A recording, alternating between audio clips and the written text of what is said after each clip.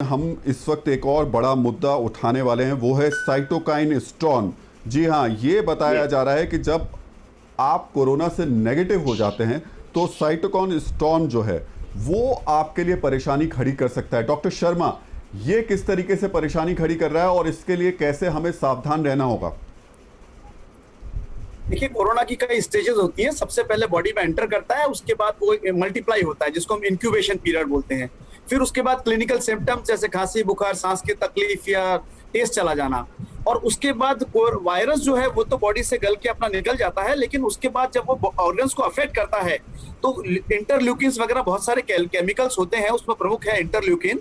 वो ये समझिए कि एक बाढ़ सी आ जाती है केमिकल्स की, और वो पूरे बॉडी के अंदर जो प्रमुख रूप से जो दो हम बात करते हैं, एंडोथेलाइटिस और इन्फ्लेमेशन, और एक होती है हाइपर कोगुलेबल स्टेज, यानी सूजन आ जाती है पूरे बॉडी के सभी ऑर्गन्स में और खून का गाढ़ापन हो जाता है, जिसमें प्रमुख है लंग, उसके बाद हार्ट के अंदर myocarditis, cardiomyopathy, arrhythmias, heart attack, pulmonary embolism, brain के अंदर एम्बोलिज्म, पूरे बॉडी के अंदर समझे बाढ़ सुनामी सी आ जाती है। तो उसके लिए सबसे बढ़िया इलाज स्टेरॉइड है, लेकिन जब वो स्टॉर्म शुरू होने होता है उसी समय स्टेरॉइड यूजफुल है। एक बार वो अगर स्टॉर्म बहुत तेज फैल गया तो फिर स्टेरॉइड भी बहुत ज्यादा मदद नहीं कर पाएगा, एक बात। और अगर स्टॉर्म शुरू नहीं हो रहा है तो स्टेरॉइड नहीं लेना चाहिए। स्टेरॉइड सादा दवाई नहीं है, ये बहुत डेंजरस चीज हो सकती है। इसमें bacterial super infection, secondary bacterial infection और फंगल इन्फेक्शन हो सकते हैं। जो हल्के मरीज हैं, घर पे हैं, वो स्टेरॉइड का सेवन बिना डॉक्टर की सलाह के ना करें।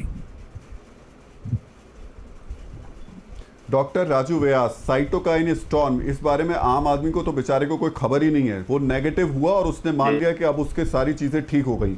लक्षण कैसे समझ पाएं, कैसे इससे अपने आप को बचा पाएं, थोड़ा सा आप और बताएंगे? जी, इसको थोड़ा और सिंपलीफाई वे में हम कर सकते हैं। इसको हम ऐसे भी समझ सकते हैं कि जब डॉक्टर साहब ने बहुत अच्छे से समझाया कि पहले कुछ दिनों में जब बॉडी में वायरस एंटर करता है, या कोरोना के पूरे सिनेरियो को अगर हम समझने की कोशिश करें, इसको दो भागों में डिवाइड करते हैं। जैसे कि नॉर्मली कोरोना का इफेक्ट जो है करीब करीब 10 से 15 दिनों तक रहता है, अंदाजन 2 हफ्ते के लिए। तो इसको हम इस तरीके से डिवाइड करते हैं कि पहले हफ्ते में जब कोरोना बॉडी के अंदर रेप्लिकेट करता है या मल्टीप्लिकेशन होता है, और सेकंड वीक में जाते जाते इसके आफ्टर इफेक्ट देखने को मिलते हैं। और इसी के कारण से जो पहले कुछ दिनों में जो माइल्ड ग्रेड फीवर रहता है, वो सेकंड वीक में पहुंचते पहुंचते हमारा हाई ग्रेड फीवर में कन्वर्ट हो जाता है।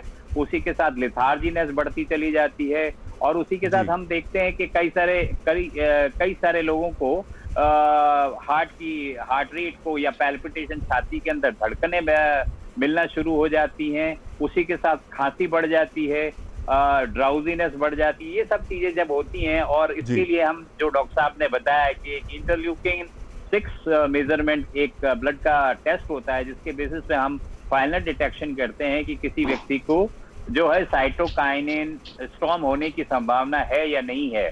अगर IL-6 का लेवल काफी हाई होता है, बहुत सारे मरीजों में मॉडरेट सीवियर कोरोना वायरस के मरीज होते हैं, उसमें पॉसिबिलिटी होती है। मरीज में अगर IL-6 का रेशियो काफी हाई होता है तो स्पेसिफिक ट्रीटमेंट के रूप में उन्हें स्टेरॉइड की थेरेपी एडवाइस की जाती है। इसी के साथ साथ जो डॉक्टर साहब ने बहुत अच्छी मतलब डॉक्टर व्यास, इसका मतलब IL-6 पर हमको ध्यान देना होगा? बिल्कुल देना होगा। IL-6 पर हमको ध्यान देना होगा। फिक्र आपकी, सोमवार से शुक्रवार रात 9 बजे सिर्फ TV9 भारतवर्ष पर।